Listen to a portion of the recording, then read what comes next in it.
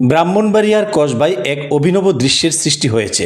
Helicopter যুগে নিজ গ্রামে ফিরলেন 4 প্রবাসী। স্থানীয় যুব সমাজের উদ্যোগে আয়োজিত এই ঘটনাকে কেন্দ্র করে গ্রাম জুড়ে সৃষ্টি হয় উৎসব মুখর পরিবেশ।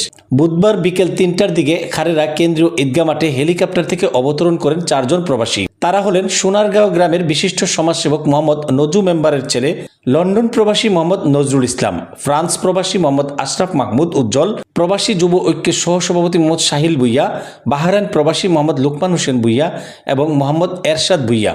প্রবাসীদের বরণ করতে দুপুর থেকে ঈদগাহ মাঠে জড়ো হয় শত শত মানুষ। বিকেলে হেলিকপ্টার থেকে নামার পর ফুলের মালা দিয়ে প্রবাসীদের বরণ করে নেন এলাকাবাসী ও স্বজনরা। পরে একটি বর্ণাঢ্য মোটরসাইকেল শোভাযাত্রার মাধ্যমে তাদের নিজ নিজ বাড়িতে পৌঁছে দেওয়া হয়।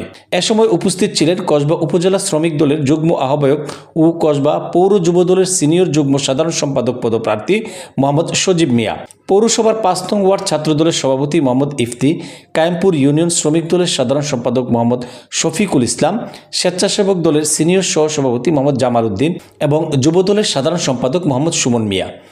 এই আয়োজনে বিশেষ ভূমিকা রাখেন খারেরা ইউনিয়ন পঞ্চগ্রামের যুব সমাজ। তাদের প্রচেষ্টা ও উদ্যোগে প্রবাসীদের আগমনে এলাকায় দেখা গেছে উৎসবের আমেজ।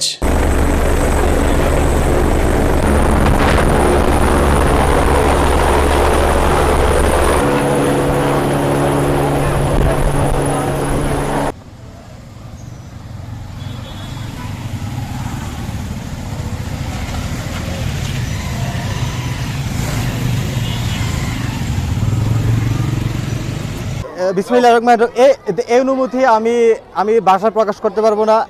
দীর্ঘ অনেক বছর পরে আমি আমার গ্রামের ভাই, ছোটো ভাই, বড় ভাই, চাচা এরা সবাইকে দেখছি।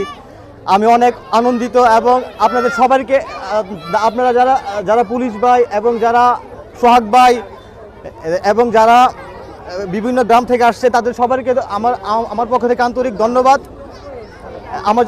আমার জন্য সবাই দোয়া করবেন। আর পঞ্চগ্রামের যুব সমাজ তাদের আহ্বানে আমি আসছি। যদি তাদের কোনো কিছু দরকার হলে ইনশাল্লাহ তাদের পাশে আমি থাকবো। ভাই, মেরিন ইঞ্জিনিয়ার আমার ফার্স্ট ডিগ্রি ছিল। তারপরে আমি ব্যারিস্টারি করতেছি, আমার ফার্স্ট ইয়ার।